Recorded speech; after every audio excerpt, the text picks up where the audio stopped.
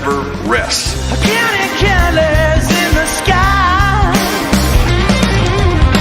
What a thrilling time to be alive. What is up, everybody? It is the Georgia Show. I am Jake Rowe. He's Rusty Mansell. We're from Dawgs HQ, and we were with you last night, right after Georgia defeated Kentucky 13-12. That score has not changed as of today. Went back and rewatched the game. We're going to discuss that, discuss the good. We're going to discuss the bad, kind of what Georgia's thinking going into this bye week, and we're going to check up on some recruiting and get Rusty's take on some stuff going on right now in recruiting. But Rusty, what have you done to get another look at this game to see kind of what extra information you can grab? I'm watching it. I'm actually tweeting it out to let people know we're live. So I'm not being rude on my phone tonight. I just make that. I'm actually watching it behind it again right now. That would be the third time I've watched different parts of the game.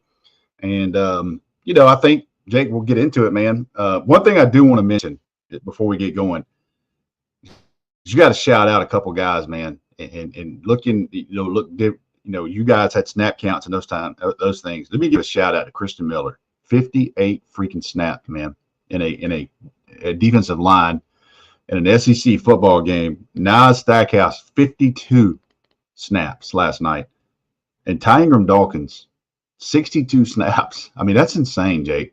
For those big guys to do that and what they did, that is fantastic. They need help. They're going to get help. Those guys, they're going to get some probably some much anticipated, really good help for Alabama game in 2 weeks. But you got to start by those three down linemen that played a ton of snaps. Gabe Harris came in at 18. I think Joseph Jonah Ajanye was 15 snaps. Jamal Jarrett had 4 or 5. So. Those guys really buckled it down, especially when Kentucky crossed about 40 last night every time. Didn't give up a touchdown, but we're talking about a lot of things. But, man, you got to start. You start talking about big guys in this defense playing 50, 60 snaps a game. That's crazy. Yeah, it is. That's a lot of strain, man. They talk about that all the time. I've heard Kirby mention that so many times when talking about D-linemen. I never forget the way he explained it one time was he was like, hey, listen, I got a cornerback out there ready to go play 65, 70 snaps and run all over the football field. Yeah, safeties. Mm-hmm. He mentioned cornerback, and I think. Well, they played both of those guys played 78, both corners. Yeah, every play, 78. Yeah, and he talked about how I think he was mentioning Tyson Campbell when he says this. He goes, "Why can't I expect a defensive lineman to strain his gut and kind of do the same thing?" I mean, it's a different type of, they're down there in a big wrestling match and they're 300 pounds. I get that, but obviously, I don't think he's wanting those guys playing 70, 80 snaps a game. But you asked Ty Ingram Dawkins to go what you asked Ty Ingram Dawkins to do. Now that's another aspect in and of itself, and I could go on for this for days.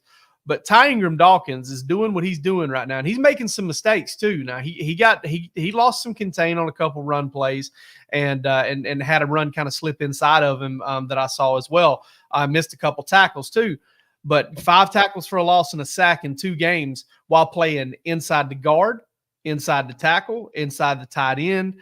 Like playing all up and down the line of scrimmage. I mean, I think they're getting a Herculean effort out of those guys. And those guys are I feel like are probably gaining a lot of confidence. They're probably proving a lot of stuff to themselves in the process. And between that and all the reps Jarrett and Jordan Thomas are getting to get ready to play, Georgia's building itself to a pretty good situation on the D-line. Yeah, I like what I saw last night. And, a couple of things. I don't get too technical, get too nerdy with this thing. But you start talking about run fits, you know what I mean? That's something you're going to have to work on.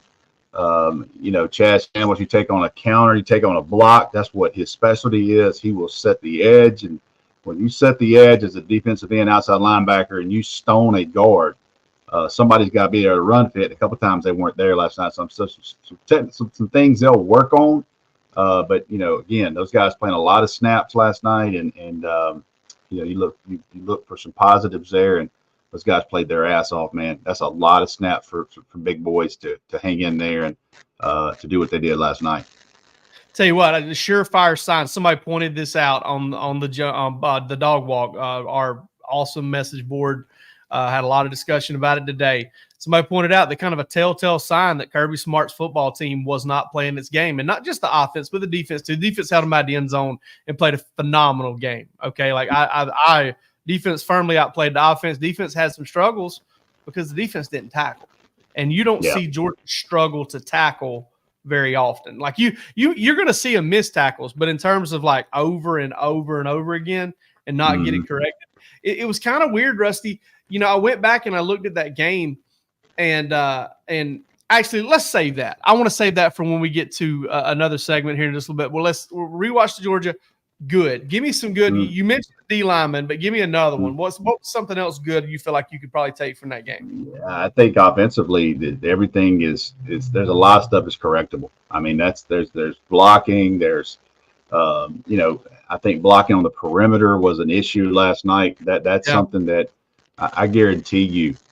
I guarantee you that is going to be a point of emphasis the next 2 weeks. They're not going to sit around and go, hey, you got to block better. They're going to be in some blocking drills on the perimeter. I can just tell you that. I'm not calling anybody out, but under Todd Monken, under Mike Bobo, you're going to block in perimeter, or you're not going to play. And that guys do it in the NFL. They show that all the time. And I just watched a game with Deebo Samuel, and he made a block on a screenplay that got San Francisco a touchdown. So, you're going to block, and it didn't happen last night, and it caused a lot of kind of some small yardage chunk plays or some small yardage total plays. But Carson Beck, did he have his best game? He did not. And a couple of times Carson Beck bailed. I don't know why he bailed.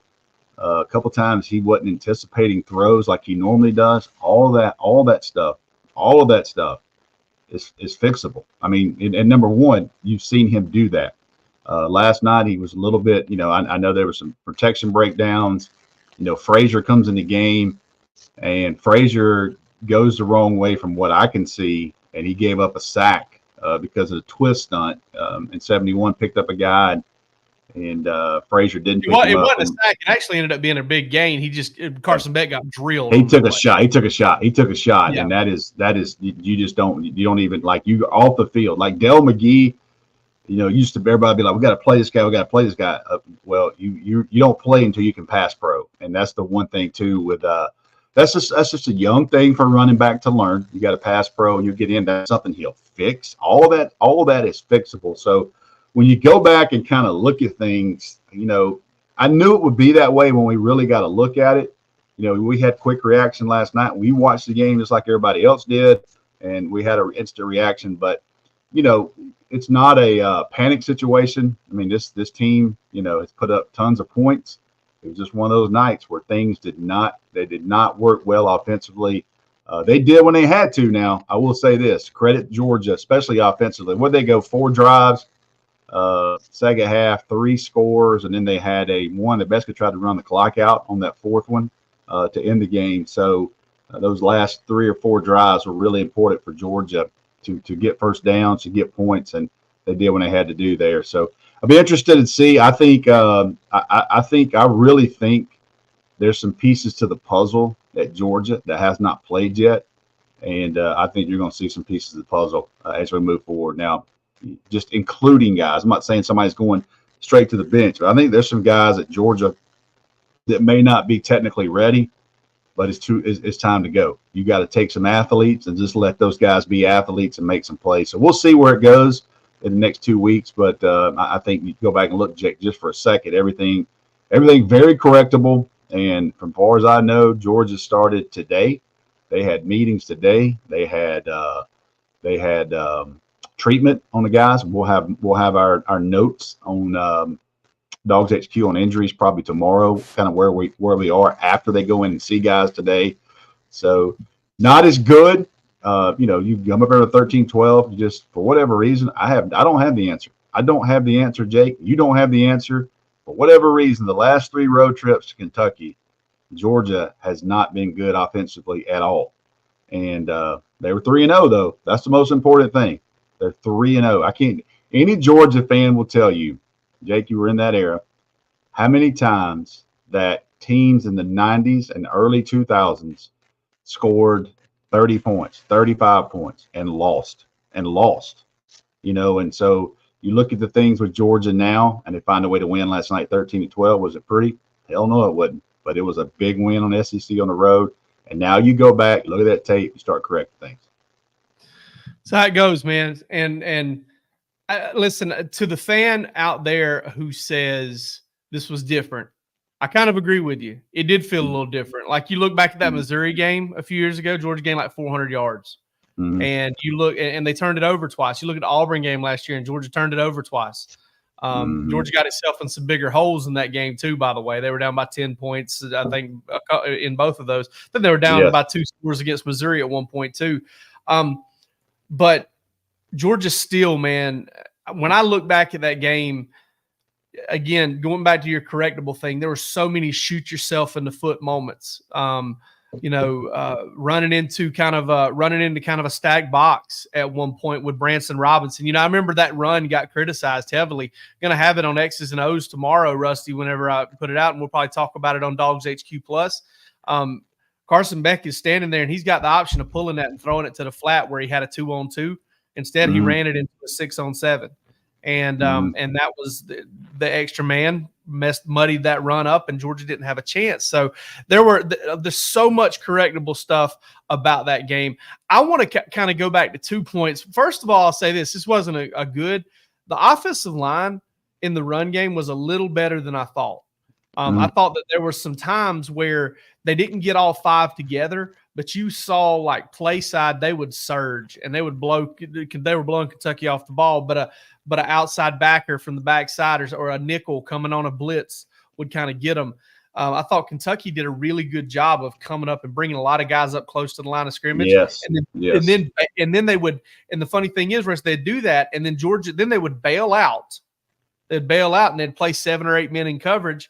And then where the offensive line, I feel like truly let Carson Beck down was they were affecting him with 3 or 4.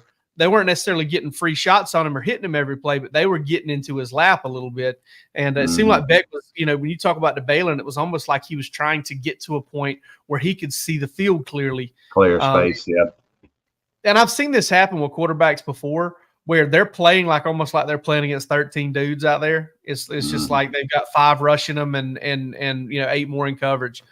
So it just seemed like kind of one of those nights for him. And listen, I'm not a big fan of the plan. I said it all along, and I say it again right now. Mike Bobo's paid to put up points, and my thing isn't that, hey, Mike Bobo called a great game yesterday and Jordan. No, it's his job. But I also know that these things happen. It's happened the last 2 times Georgia's been to Kentucky, and last 3 times Georgia's been to Kentucky. Mike Bobo has been the offense coordinator for one of those. Yeah. You see it on Saturdays, you see it on Sundays. The best of the best get shut down sometimes. I think too. I mean, it's a big boy league now. These guys get paid millions of dollars. I think that the one thing too, Jake, that you being a former coach, even at the high school level, and going through film study and going through game plans, you get a couple of sample sizes, you know what's not working. Like you take that package and go, okay, we're done with that package.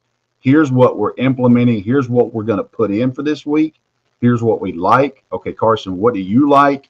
All that stuff. It's always a work in progress. And that's why you see teams, if you're really a good team, that's why you see teams get better. You know what I mean? You see the sample size.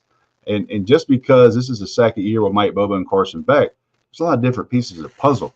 You know what I mean? You lost Brock Bowers, you lost Marcus Roseby Jack Saint, you lost Lab McConkey, you lost NFL guys right there. Okay, so you're trying to replace those guys and trying to figure out what you got, who's working, doing this. So there's a lot to it.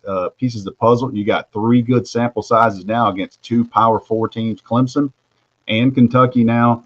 And you can bet, we talked about this last night, anybody that plays Georgia is going to take the game plan of what Kentucky did to them and see how they can use that as well. So Georgia's going to see a lot of that and how they're going to combat it, how they're going to do things. But, it's big boy. It's a big boy world, man. You got to make those adjustments. I fully expect Georgia to do that. And one thing I'm confident in is I'm confident in this offensive line. At times they didn't have their best night, but that is a very prideful group. with or without Tate Ratledge. You lose an All-American. You lose a first-team All-American. You don't sugarcoat that. But Georgia's got some really talented freaking dudes, man. It's time for somebody else to step up. You got Micah Morris in there. You're starting to see Monroe Freeland in these games as well as the third tackle. He's rotating a lot. He's playing basically as much as everybody else. So, yeah, we'll see how that playing both tackles. Yeah, playing both tackles, man. So.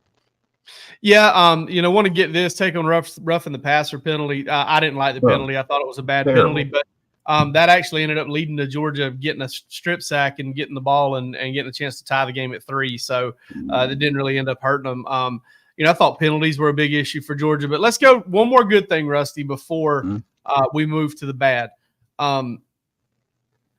Everything that went down, and as much as Carson Beck kind of struggled in that game, and as much as the offense struggled in that game, you got second down, and I believe 9. I believe it's second and 9, and you're trying to 4-minute offense. I've seen Georgia so many times just run it, make them use them timeouts, and then make them drive the field. I think Kirby understood that if he did that and Kentucky was able to call those timeouts, it was going to probably end up being able to use the 2-minute timeout for a timeout of its own. And they were going to have the time to play fast and run, grind if they really wanted to do what they were comfortable doing. Phenomenal job, in my opinion, going to the air, showing some confidence in Carson Beck. And not only just going to the air, but pushing the ball downfield the way they did. Twice. They pushed it down the field once to Dominic Lovett, and then came back there with the little flat route to Oscar Delp that he did fumble, but went forward on it. But I know somebody said on the board earlier today when I posted that, they said, "Hey, we threw it when they were expecting to run. Good for us," or something like that. I'm like, listen, that's not what I'm saying. What I'm saying is like that's not a decision I've seen Kirby Smart make a lot. I remember Jake Fromm against Florida on third down, throwing that deep out route to Eli Wolf for the first down, kind of throwing the wind there. But it's just not something Georgia's done a ton, and it allowed them to get the ball down to 9 seconds there and run out that game clock. All right, listen, game clock, game time, gametime.co. We love these people. Okay. These guys are the best when it comes to last minute ticket deals. Started in 2012, Game Time provides the premier marketplace for last-minute tickets to the most popular events in sports, music, and theater, and in more than 60 cities across the United States and Canada. They eliminated the need for printing, no more paper jams, no more bar basements. They've built a better way to access your live experiences right directly from your phone. Download the Game Time app, okay? Download that Game Time app. Use the code ON3, and you can get $20 off of your first order. Terms apply. I think you have to spend a certain amount to get that $20 off, but you can get $20 off of that first order at gametime.co. And Rusty, I do really want to take a look at this here and just kind of show fans. Is that Alabama? Is that Alabama game? Yeah, that's the Alabama game right there. But right here, I mean, you see where all these I think this right here may be like a student section or whatever, but you see those tickets, man. I think the lowest ticket, I'm having a hard time getting to the screen there to get it to zoom in. But ultimately, dude, I am telling you, that is that right there is that's a lot of tickets available right there, and they're high. 276 is the lowest ticket right now. And that's in 2 weeks, folks. 13 days in Tuscaloosa, Alabama at night. It's going to be a brawl. And Rusty, I'll say this too. I think you agree with me on this. I very, very seriously doubt we're going to see that same Georgia football team show up in Tuscaloosa. I'm not one of these people that's like, hey, Kirby Smart's licking his chops. He's got something to teach on. He's happy about this. Kirby Smart would have much preferred his team go out and play really good football on Saturday.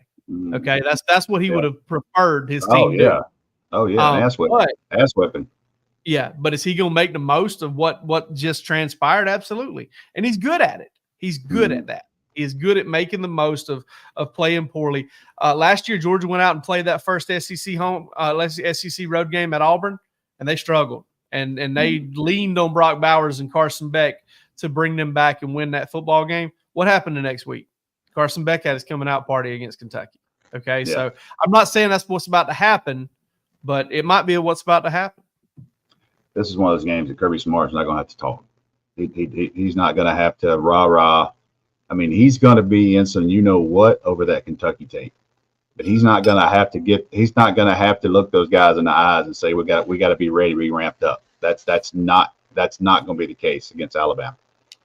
Even the Georgia fan base knows this is a team that has beaten you. They've beaten you multiple times. They beat you when it's mattered. They beat you when it counted. They beat you when you need to beat them as bad as you possibly can. Last year, SEC championship game, multiple SEC championship games, a tight game over there in 2020 that I still can't believe that Mac Jones completed that ball with Eric Stokes in coverage. Like, I've never seen a human being cover a DB that good and still get a touchdown on you in the back of the end zone. I actually talked to Stokes about that one day at a 7-on-7. He's like, man, I don't know what else I could have done. I mean, I was all over the guy, and the ball hit over his right shoulder in the back of the end zone. So, Georgia beat them in the national championship game. So that was a huge win. But you look at this. This is you got to hit this team in the mouth, and you got to go beat this team. You've got to change that path of what has been going on in this series. I don't think Kirby Smart's going to have to. This is going to be one of those games, Jake, where Kirby Smart has to tell his guys, calm down in the morning. Calm down Saturday morning. This is a long day. This is going to be one of those days where, you got to be right at 7:30. I've said it in a bunch of interviews, and it's fascinating to me, the sports nerd in me. It's fascinating to me when you have a boxer or two MMA guys that have to be ready, and they have to be peak ready to go at like 10 o'clock at night. Like, how in the hell do you train for that? I don't know. But these guys are going to have to be peaked and ready to go at around 8 p.m. in that game, and I don't think you're going to have to talk much. There's going to be a lot. I'm telling you, this is going to be. Don't buy into that. This is a bye week. It's not going to be a bye week in Athens. Those guys are going to be off Friday, Saturday. Those boys are going to be off Friday, Saturday, and Sunday. But there's not going to be, hey, let's rest up and look at no. They're going to get freaking after it. You think about them winning the national championship, and I had two players tell me, Jamari Sawyer, maybe I shouldn't use his name, but I'll tell you right now, he said those are the hardest practices they've ever had, ever. After they lost to Alabama, and they had to go play Michigan, and they had to turn right back around and play Alabama in that game, he said that was the hardest we've ever had. Like, there wasn't no rest. We freaking got after it, physicality, and that I expect that over the next 2 weeks of practice in Athens, that they're going to get after each other. Yeah, I was just, man, listen, I was going to talk about the bad, but I wanted to let you go there for a little bit because you were on it. You were on one just then. I mean, it's good stuff, man, and I totally agree. And I do want to say something to another thing to Georgia fans out there. I get where you're coming from. Like, I listen, I've gone back and watched that game closely twice. Yep. I need y'all. I need y'all to feel bad for me. Okay, like I need y'all to have some sympathy for what my eyeballs went through. That sucked. Okay, that was bad, man. Rusty, that was. I mean, it was a tough game to watch. It was boring. I was thinking back to the game, and I was sitting here. I don't watch many games from home. I don't watch hardly any. Never watch a Georgia game from home. And I'm waiting. I'm like, these commercials are on, and I'm like, man, let's just get the commercial over with, get this game over with. Let's just get. I mean, let's just get this done because this sucks. This sucks to watch. So I get it, man.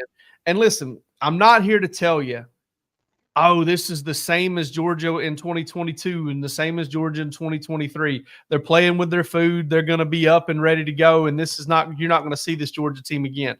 But all I have to go on is kind of the way Georgia has handled these types of games and the way Georgia's been in the past and what Kirby Smart's built Georgia into. And I just think you're going to see a much better Georgia football team. I don't think Georgia coached well, played well, executed well. Brett Thorson punted it well. Peyton Woodring and tried to get into a fight, by the way. How about Brett Thorson was over there about to scrap it up? And I guarantee you he was not. He would have thrown hands. I guarantee you Brett Thorson would have thrown hands. Yeah, somebody was going to have to dodge one right there. Somebody's going to. I mean, listen, my man's been out there punching with them kangaroos. He's ready to go. That's right. But Brett Thorson kicked it well. Peyton Woodring did his job. The coverage units played well. Special teams was okay. Didn't really make a big difference in the game. But listen, Georgia got lured or fell into or was arrogant enough to jump into Kentucky's pace of play in their ball game. And they lived to tell about it despite a ton of mistakes. Did you hear one of the announcers last night saying that Mark Stoops basically said he said we need Georgia to be off a little bit and we need to make a couple plays and stay in this thing. And that's what happened. You know what I mean? Georgia was off. A couple plays here and there. They kind of mucked it up, got slopped around in the mud there, and had a chance to win that game in the fourth quarter. That's all you could ask for Kentucky side. But listen, I'm not sitting here predicting Georgia to beat Alabama right now because we've got a lot going on the next 2 weeks. But I am very confident that Georgia is going to play a much different football game at Alabama and Tuscaloosa. I'm very confident in that they're going to play a much cleaner, much more focused game. This is a grown man game, and Kirby Smart and those guys. 2 weeks off, Kirby Smart's been really good. He's been really good after a bye. So we'll see how things go. Yeah, and if I'm not mistaken, I think out of Georgia's last 51 games dating back to the end of that 2020 season, I'm sorry. I want to say Georgia is 49-2. If I may be counting that wrong, maybe, kind of just throwing that together in my head. But listen, if you look back at those past 40 whatever wins they are, 45, 49, however many they are, there's a few of those in there that were ugly. There's a few of them in there. There are a lot of them in there that we're all, we're all stumbling over each other over on the dog walk to try and point out who played the best. Okay. Yeah. That's kind of, it's been more of that than it has any other thing. And listen, they played poorly. Nobody's trying to deny that, but based on what we've seen out of Georgia, that's the extent of it. They played poorly in a game. And and they won't, and it's going to be tough to, it'll be tough to get them in that shape again. We always talk about, or you see the word, the standard. Well, the standard at Georgia through Kirby Smart, through the team, is to win them all. The fan base, it damn sure is to win them all. And that's okay. That's what you strive for as a thing. The odds of them going undefeated again for regular season, was that be 3 years in a row, 4 years in a row? Slim to none. I mean, at some point there, it almost happened last night. So totally different world today. Playoffs, that time, that bracket, 12-team bracket, all this stuff there. You got to take this literally one game at a time. This is a huge game. This is a huge game for a lot of reasons. This will be Alabama's first SEC game without Nick Saban. It's going to be over there at night. After what happened in the SEC championship game last year, I fully anticipate, and we got 2 weeks to get into this. Game day is going to be there, and Nick Saban's going to be there. Game day is going to be there, and Nick Saban's going to be there. I fully anticipate Georgia coming after Milroe. And they're going to have to tackle well because, Brock Vandergrift, who's a pretty daggum good athlete, extended some plays on last night, but he's not Jalen Milroe. I mean, and not many are athletically. So there's a lot of game plan, a lot of stuff we're going to talk about. But as you kind of put Kentucky to bed today and tomorrow, as you transition into the week and you start focusing on here comes Alabama, I am fully confident that you're going to see Georgia play a much better game and give themselves a chance to go in there and win this game. I think you're going to see a much different focus from that team, and we'll see how it turns out. We've got a lot of breakdowns to do. I did predict Georgia to win this game in my season predictions. I went back and looked. Our new Massey ratings for On 3, I looked before we came on here. They've got it 28-27 Alabama. I picked it 28-24 Georgia. So we'll see where this thing goes over the next 2 weeks. But I don't think you're going to go over there and see Georgia lay an egg. I would be shocked if that happened. May not win, but they to go over there and lay an egg, I would be shocked that happened. Yeah, me too. And I think I don't know. I think we're looking for a bounce back game there. It's going to be a big stage, man. It's going to be a big stage. And for those, and some want to talk about it, I think it's, irrelevant right now. There's so much left to play out. But for those who want to, kind of talk about Carson Beck's Heisman candidacy and things like that, boy, he goes and throws for 280 and 3 touchdowns against Alabama on the road, runs for a couple more first downs, and he's right back in the Heisman conversation. That's just all there is to it. If I'm Carson Beck, no, not being selfish, I'm not worried at all about it. I'm not worried at all about Heisman. I'm worried about this tape and NFL teams. This is going to be the tape they want to see him. And if you got a chance to be number one, which is a $45 million reward if you go number one. Basically, this will be the first tape that an NFL scout's going to throw in. How did he play against that team? How did he play against Texas? So he's not. I mean, Carson Beck got an agent. I mean, he certainly understands what's going on. This is a freaking great opportunity for Carson Beck. Now, if he goes over and plays like you said, yeah, that will certainly put him back in some Heisman talk. But in the bigger picture, for me personally, as an individual, Carson Beck, he knows what's at stake. This is a big freaking tape for him against a team because there's a lot on the line for him, and that's what he came back for. He came back to win it all, and he came back to be number one in the draft. Certainly, I would imagine he would agree with that. And this is a big tape for him. Yep, and just the funny thing I thought about today: what a different football team schematically and personnel-wise than what he faced less than a year ago. Just no Terry and Arnold, Kool-Aid McKinstry, Dallas Turner, Chris Brazzell, Caleb Downs. Yeah, maybe Q Russo got hurt, which you hate to see those things. I don't know the status on him, but a little bit different back. I would say a little bit different back end. You know what I mean? They still got guys up front. A little bit different back end. The two pass rushers that gave Georgia trouble in that game, Turner and Brazzell, both of them got drafted. It just kind of occurred to me how, he's going to be looking at the same uniform over there and, just so many different bodies. I mean, they're still really good at linebacker. The Lawson kid is a really good player. Yeah. I don't know if you watched any of that Wisconsin game, but Jesus Christ, Wisconsin didn't have a prayer when it came to speed. No. Alabama was so much faster than that. It really reminded me of that Georgia-Wisconsin game back in 1997 when everybody was talking about Rondane this and Rondane that, and you could just see two teams playing at two completely different speeds on a football field. That game kicked off at 11 a.m., and I'll be honest with you that I was in Ybor City probably till about 10 a.m. the next morning. That wasn't a great day for Rusty Medsell. He had an IV. Again, I had a Gatorade IV in my arm at 11 a.m. kickoff. So. But it was New. I think it was New Year's Eve. That was on the 1st. Yeah. That was New Year's Eve, and I caught like a 7:00 flight from Atlanta to Tampa. Biggest plane I've ever been on in my life. Had no idea why they had that big of a plane. Obviously, this is one of those that had like the 5 seats in the middle. I was like, what are we doing? And I was on there with a bunch of Georgia fans that were going down late. Man, I don't know that they had enough alcohol stocked on that plane because that 45-hour flight, those Georgia fans got after. They landed straight to Ybor City and big win there and against Rondane in Wisconsin. I think Jim Donnan let them wear the black pants. Black pants, white jerseys. Yeah. Terrence Edwards, tell you this story if we ever get him on here. He was a recruit, and I was sitting beside him. I think Boss Bailey was still a recruit. Those guys were all in that class. They were all in that class. John Stinchcomb, they were all in that class, and all those guys were there. Dude, that was an all-timer. George Foster, yeah.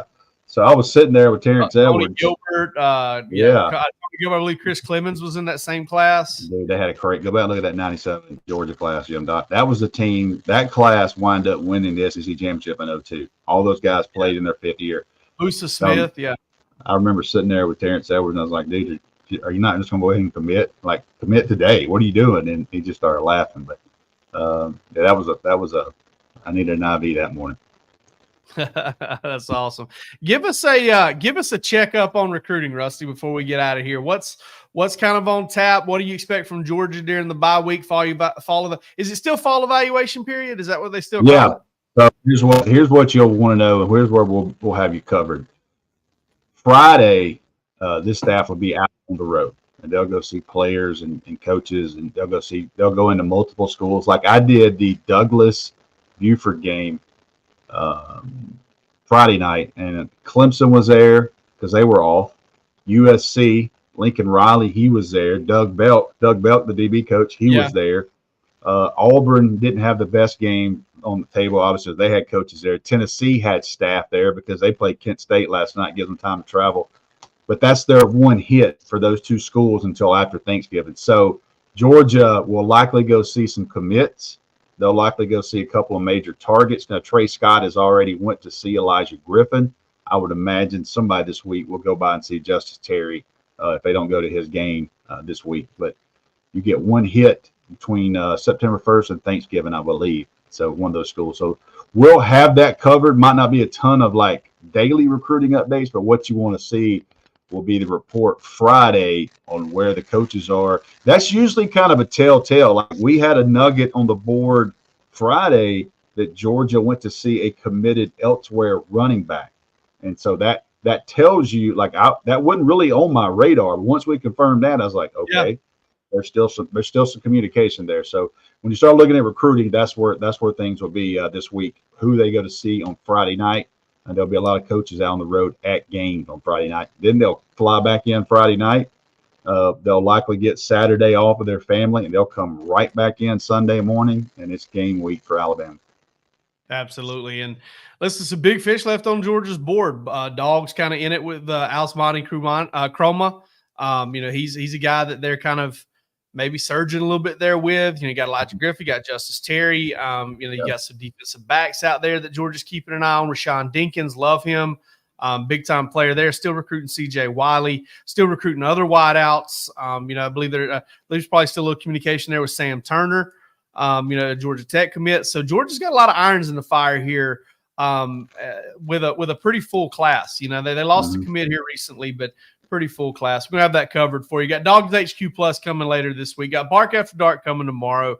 And going to have another Georgia show for you later on this week. We're not going to leave you hanging. We're going to get you back to you on Thursday. But for this one, that's all we got. We appreciate you. Thank you so much. And, man, y'all have a great week.